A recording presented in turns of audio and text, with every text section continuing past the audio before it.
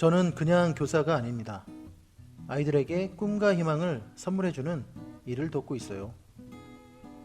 미국 대통령인 린든 존슨이 미 항공우주국 나사를 방문했을 때 일이에요. 대통령이 로비를 지날 때 지저분해진 바닥을 닦고 있는 청소부를 보게 됐답니다.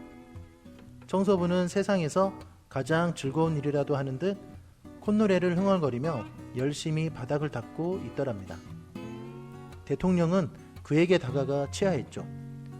여태껏 자신이 본 중에서 가장 훌륭한 청소부라고 말이죠. 그런데 그 청소부가 뭐라고 대답했는지 아세요? 카카, 저는 일개 청소부가 아닙니다. 저는 인간을 달로 보내는 일을 돕고 있어요. 존 고든의 에너지 버스에 나온 이야기 중 한 대목입니다. 자신의 일을 사랑하라라는 말은 많이 들었지만 자신의 일을 사랑하며 소명감을 갖고 임하는 분들을 만나기란 쉽지 않았습니다.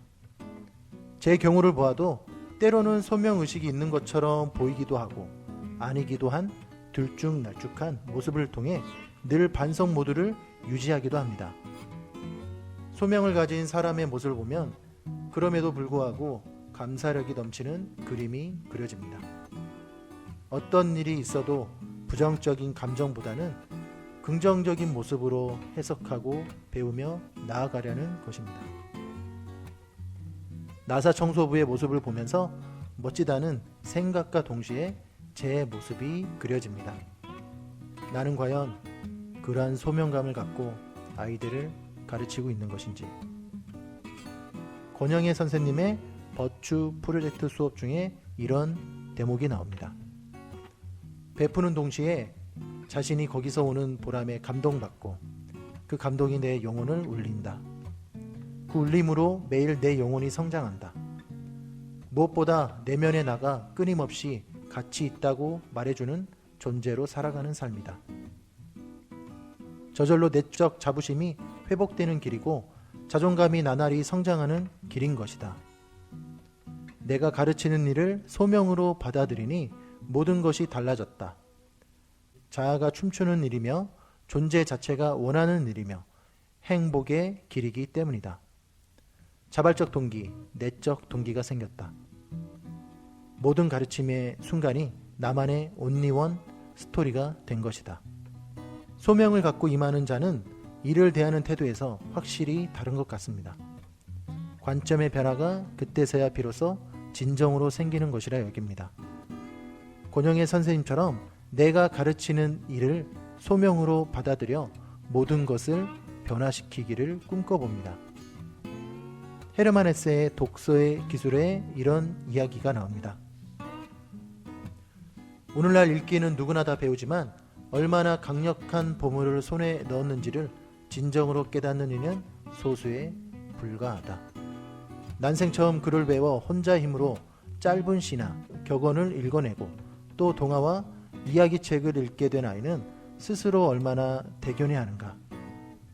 그런데 소명을 받지 못한 대개의 사람들은 이렇게 배운 읽기 능력을 그저 신문 기사를 읽는 데나 활용할 뿐이다. 하지만 소수만은 철자와 단어의 그 특별한 경위에 여전히 매료당한 채 그들에게 이는 그야말로 하나의 마술이요 마법의 주문이 되었으므로 살아간다. 바로 이들이 진정한 독자가 된다.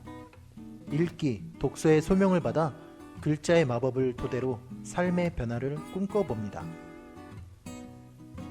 브랜든 버처드의 메신저가 되라에 이런 내용이 나옵니다. 대부분의 사람들이 의무라는 단어에서 부정적인 느낌을 받지만 메신저들은 이를 긍정적인 관점으로 받아들인다. 이들은 나는 이렇게 엄청나게 고생한 적이 있고 이렇게 끔찍한 일을 겪은 적이 있었습니다. 이런 일을 통해 내가 배운 것이 너무 소중하기 때문에 이런 교훈을 다른 사람들과 나누는 것이 내 의무라고 생각합니다. 라고 말한다. 이는 도덕적 의무감 또는 소명이라고 부를 만한 것이다. 제가 그동안 했던 경험들과 고민, 생각, 역경, 배움 등의 모든 것들은 누군가에게 나눠줄 교훈이 가득하기에 메신저의 소명감을 갖고 주변과 나누기를 소망합니다. 나사 청소부 권영애 선생님, 헤르만 헤세, 브랜드 버처드 등 수많은 위인들과 성공자들이 가지고 있는 소명의식을 토대로 아래와 같이 고백할 수 있는 교사가 되기를 꿈꿔봅니다. 저는 그냥 교사가 아닙니다. 아이들에게 독서를 만나고 삶을 만나며 꿈과 희망을 선물해주는 일을 돕고 있어요. 스승의 날을 맞이한 우리 모든 선생님들의 귀한 소명을 뜨겁게 응원하고 싶습니다.